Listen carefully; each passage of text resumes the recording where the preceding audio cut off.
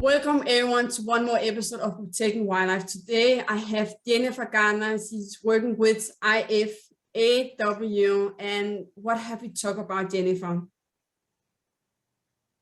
Thank you, Tanya. Yeah, here with the International Fund for Animal Welfare, we are going to be talking about disasters and our communities and how these disasters are changing and increasing and what they mean for animals and ourselves. So we're going to be chatting through some of the ways that we can get involved and help protect animals in disasters. Yes, we will. And go to the link and see the interview with the IFAW. And be a part of this interview, and we cannot wait to see you. So see you guys, and goodbye.